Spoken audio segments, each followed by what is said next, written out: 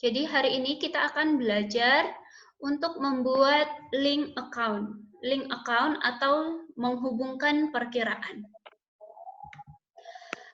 Untuk membuat link account, kita akan masuk ke menu di atas ini ada beberapa menunya. Kita akan masuk ke menu setup. Oke, kemudian pilih link account. Berikutnya adalah accounts and banking accounts. Kemudian kalau kita lihat di sini ada pilihannya historical balancing, biarkan saja historical balancing, oke? Kemudian bank account for undeposit fund. Nah, jadi ini adalah kita pilih akun bank yang kita punya, karena di sini akun bank yang diminta.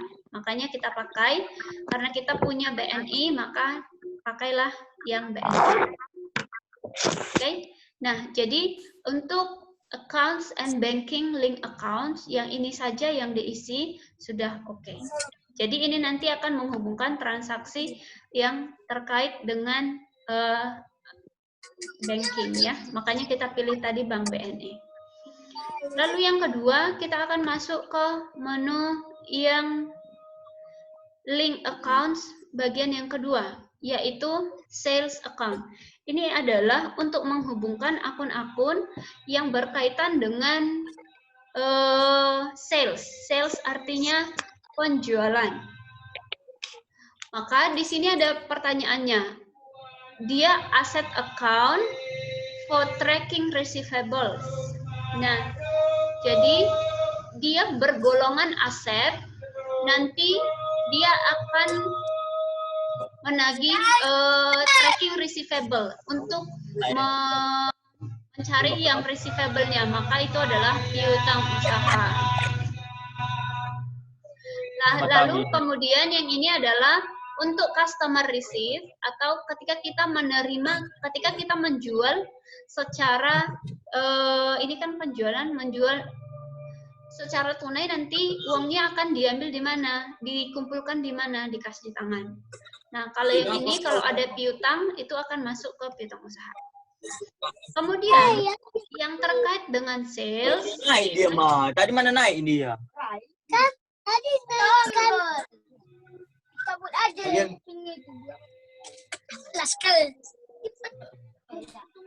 Yang terkait dengan sales itu ada beberapa, misalnya freight itu berarti terkait, kalau freight itu berarti ongkos angkut, karena ini penjualan berarti ongkos angkut penjualan.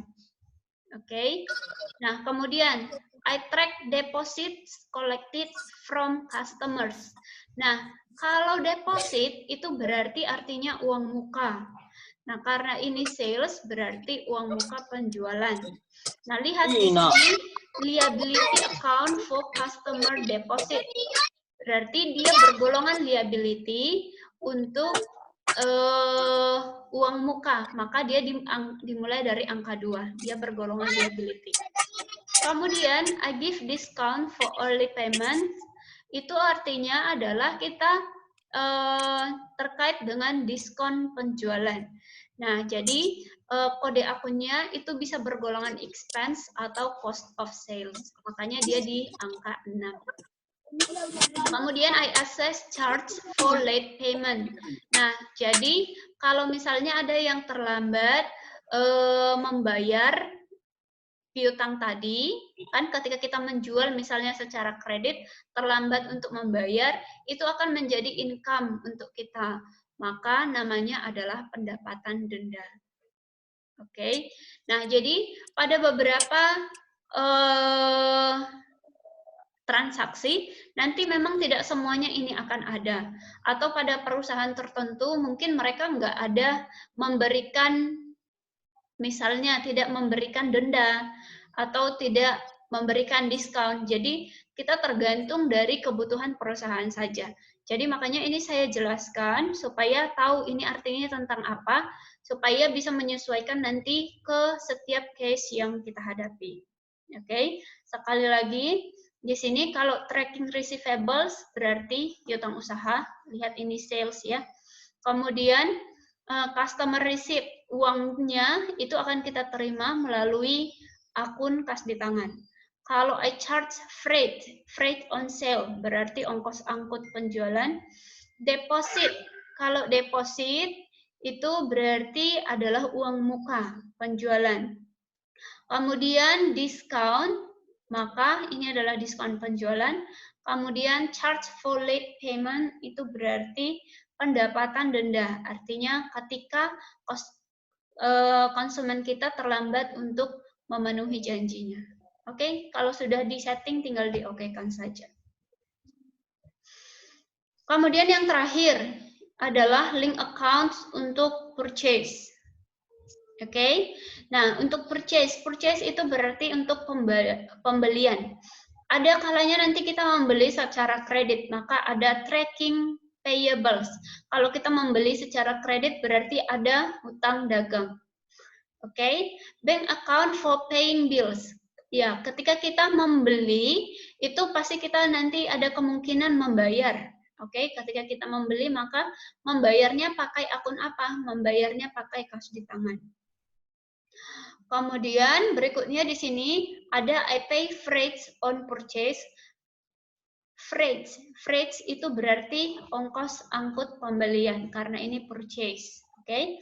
Kemudian I track deposit. Deposit tadi seperti yang tadi, deposit paid to suppliers berarti kita memberikan uang muka kepada supplier kita. Nah, jadi lihat di sini. Kalau kita memberikan uang muka, karena kita yang memberikan ya. Nah, jadi berarti itu golongan aset. Maka dia berkode 1 dari sini. Karena kita yang memberikan uang mukanya. Kemudian, I take discounts for early payment. Nah, jadi misalnya kalau ada discount, berarti ini adalah potongan pembelian. Kemudian I pay charge for late payment. Nah, jadi misalnya kita terlambat untuk membayar. Jadi kan di dalam pembelian misalnya N/30. Nah, berarti batas akhir pembayaran adalah 30 hari. Kalau misalnya kita terlambat membayarnya, kalau memang dikenakan, maka akan dikenakan denda, namanya beban denda. Oke, nah seperti itu tadi, bisa saja tidak semuanya ini digunakan di dalam sebuah perusahaan. Jadi kalau memang tidak digunakan, misalnya tidak ada beban denda, ini di-close aja. Atau tidak ada potongan pembelian, ini di-close aja. Kalau memang ada, kita klik tanda centangnya, kemudian kita isi di sini.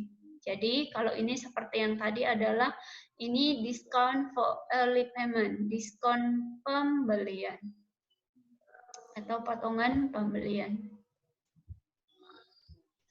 Oke, ini tinggal seperti itu aja. Kalau memang ada, silakan dibuat tanda centangnya, kemudian kita cari. Di sini adalah beban denda.